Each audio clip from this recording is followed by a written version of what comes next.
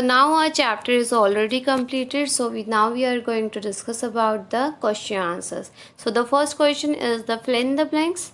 Microorganisms can be seen with the help of a dash. कि जो microorganisms है वो हम कैसे देख सकते हैं, because we are aware about it कि वो naked eyes से तो नहीं देखे जाते, but वो with the help of a microscope जो है वो हम उन्हें देख सकते हैं.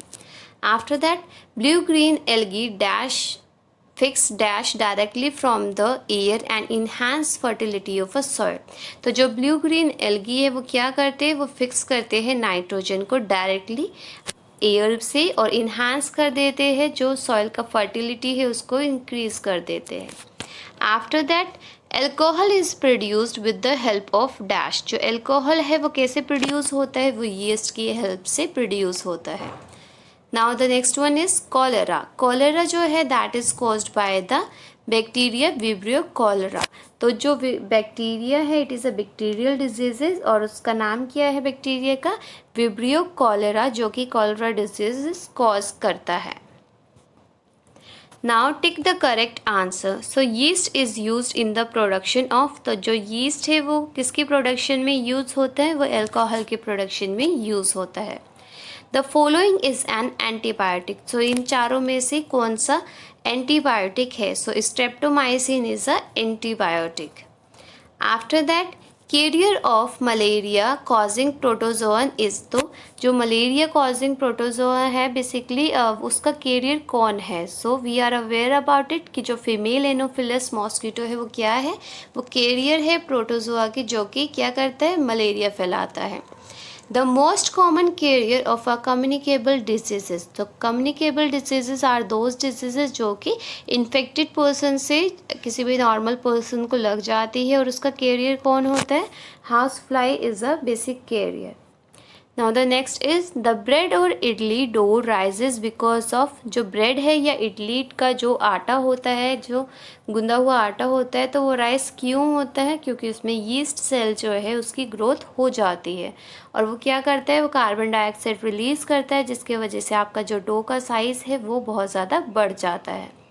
The process of conversion of a sugar into a alcohol.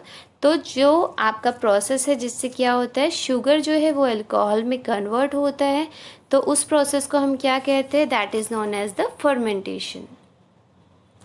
Now the match the following. So आपको मैच द फॉलोइंग कराने हैं. सो अगर हम बैक्टीरिया की बात करते हैं तो बैक्टीरिया जो है bacterial disease is a cholera basically. तो कॉलेरा जो है that is a bacterial diseases. Rhizobium क्या वर्क करता है, that is a nitrogen fixing का वर्क करता है. So rhizobium is a fixing nitrogen. Lactobacillus जो है बेसिकली वो हमारी कर्ड को सेट करने में हेल्प करता है, दही को जमाने में हेल्प करता है. यीस्ट जो है हमारा जो ब्रेड है उसकी बेकिंग में हेल्प करता है. प्रोटोजोआ जो है बेसिकली वो मलेरिया को कॉज करता है. वायरस जो है that causes AIDS. So I think it is clear to all. Now the fourth question is, can microorganisms can be seen with the naked eye? If not, how can they be seen? तो microorganism जो है वो हम ऐसे ही खुली आंखों से देख सकते हैं बेसिकली नेक्ड आई से. अगर नहीं तो हम कैसे देख सकते हैं, so we are aware about it कि माइक्रोऑर्गेनिजम्स जो है that can not be seen by a naked eyes. तो हम नेक्ड आइज से उनको नहीं देख सकते हैं बिकॉज वो बहुत ज़्यादा स्मॉल होते हैं, माइक्रो होते हैं, सिर्फ वो माइक्रोस्कोप की हेल्प से ही देखे जाते हैं. Now what are the major groups of the microorganisms. तो माइक्रो ऑर्गेनिजम्स के मेजर ग्रुप्स क्या होते हैं, तो यहाँ पर 5 ग्रुप्स गिवन जो बेसिकली है that is the bacteria, fungi, protozoan, algae and virus. Name the microorganism which can fix atmospheric nitrogen in the soil. तो आपको ये याद रखना है कि वो कौन सा माइक्रो ऑर्गेनिज्म है जो कि क्या करता है, एटमॉस्फेरिक नाइट्रोजन को फिक्स करता है in a soil. So that is the rhizobium, जो कि लेगुमिनियस प्लांट्स की जो रूट्स है वहाँ पर अवेलेबल होता है. Write 10 lines on the useful of the microorganisms in our lives. So we are aware about it कि कुछ useful microorganisms होते हैं और कुछ harmful होते हैं. तो now they were asking कि आपको यूज़फुल माइक्रो ऑर्गेनिजम्स के बारे में 10 लाइन्स लिखनी है। So it is your question, आप अपने हिसाब से लिख सकते हो। So they are helpful in cleaning up the environment. तो जो अच्छे माइक्रो ऑर्गेनिजम्स होते हैं वो हमारे इन्वायरमेंट को क्लीन करने में हेल्प करते हैं। जैसे कि हमने देखा था कि ऑर्गेनिक वेस्ट है, जैसे वेजिटेबल्स पील्स है, रिमेन ऑफ अ एनिमल्स है, फेसेस है, तो वो क्या होते हैं, वो ब्रोकन डाउन होते हैं into a simpler substances by a bacteria. Then curd contains several microorganisms. जो कर्ड है, दैट में जो दही है, उसमें बहुत सारे तरह के ऑर्गेनिजम्स होते हैं और उसके अंदर बैक्टीरिया होता है, दैट इज़ द लैक्टोबैसिलस, जो क्या करता है, आपकी कर्ड को फॉर्म करने में हेल्प करता है। ये मल्टीप्लाई होता है मिल्क के अंदर और कर्ड में कन्वर्ट कर देता है। बैक्टीरिया जो इन्वॉल्व होते हैं चीज़ पिकल्स बनाने में या बहुत से फूड आइटम्स बनाने में, सो बेसिकली यहाँ पर यूज़फुल बैक्टीरियाज इन्वॉल्व होते हैं जो कि हेल्प करते हैं आपके चीज़ और पिकल्स को फॉर्म करने में। Now bacteria and yeast are also helpful for a fermentation. तो अगर आपने देखा होगा कभी भी जो राइस की इडली या डोसा बैटर बनता है तो उसको फर्मेंट करने का काम भी बैक्टीरिया और यीस्ट का ही होता है, एंड विदाउट फर्मेंटेशन वो फॉर्म नहीं होते हैं।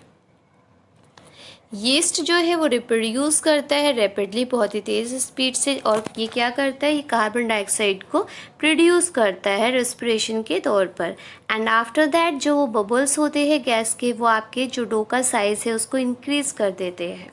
और यही कारण है कि जो यीस्ट है बेकिंग इंडस्ट्रीज़ में बहुत यूज़ होता है जब भी हम ब्रेड बनाते हैं, पेस्ट्रीज़ बनाते हैं या फिर हम केक बनाते हैं।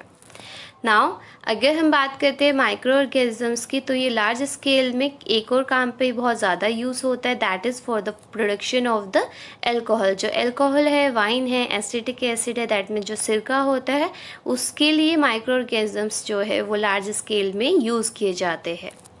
After that antibiotic are been produce from the bacteria and fungi. जो एंटीबायोटिक्स होती है वो भी बैक्टीरिया और फंगाई की हेल्प से प्रोड्यूस होती है। Microorganisms are helpful in producing vaccines against diseases causing agents. तो माइक्रो ऑर्गेनिजम्स जो है वो बहुत तरह की जो वैक्सीन्स होती है उनको प्रोड्यूस करने में हेल्प करती है। जो और वैक्सीन्स जो है वो आपको कैसे हेल्प करती है, वो आपको बचाती है अलग अलग तरह की बीमारियों से। Some bacteria are been able to fix nitrogen. और कुछ बैक्टीरिया जो है वो नाइट्रोजन फिक्सेशन का वर्क करते हैं और इंक्रीज़ कर देते हैं सॉइल की फर्टिलिटी रेट को। माइक्रो ऑर्गेनिज्म जो है वो डिकम्पोज करते हैं, मतलब जो आपके कोई भी एनिमल वगैरह है या फिर जो प्लांट वेस्ट है उसको डिकम्पोज कर देते हैं इनटू अ सिंपलर सब्सटेंस, और वापस से वो सॉइल में मिल जाता है और फिर वो सॉइल से जो है प्लांट वापस से ले लेता है और वो साइकिल चलती रहती है, जिससे कि जो डिग्रेड नहीं होता है आपका हार्मफुल केमिकल्स, और कहीं ना कहीं आपका जो एनवायरनमेंट है वो बहुत ज़्यादा क्लीन रहता है। Short paragraph on the harmful effect of a micro organisms. तो अभी हमने प्रीवियसली बात की थी यूज़फुल माइक्रो ऑर्गेनिजम्स की, अब हम हार्मफुल इफेक्ट की बात करते हैं माइक्रो ऑर्गेनिजम्स, मतलब जो हार्मफुल माइक्रो ऑर्गेनिजम्स हैं उनका क्या इफेक्ट है।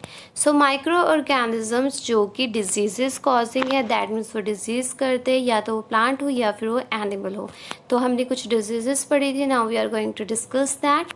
कॉलरा जो है वो ह्यूमंस में होता है और that is a bacterial disease, और उस बैक्टीरिया का नाम होता है vibrio cholera.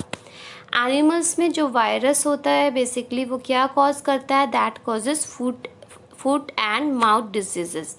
Micro organisms spoil कर देते हैं हमारा फूड और डिकम्पोज कर देते हैं फूड मटेरियल, जिससे फूड पॉइजनिंग भी हो जाती है।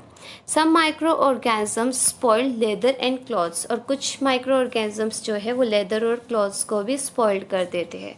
माइक्रो ऑर्गेनिज्म जो है वो रिस्पॉन्सिबल होते हैं फूड पॉइजनिंग के लिए। वो क्या होता है, आपके फूड के ऊपर ग्रो करते हैं और उसका कलर जो है, टेस्ट है, उसको ख़राब कर देते हैं, जिससे फूड पॉइजनिंग हो जाती है, जो कि बहुत ज़्यादा डेंजरस भी हो सकती है।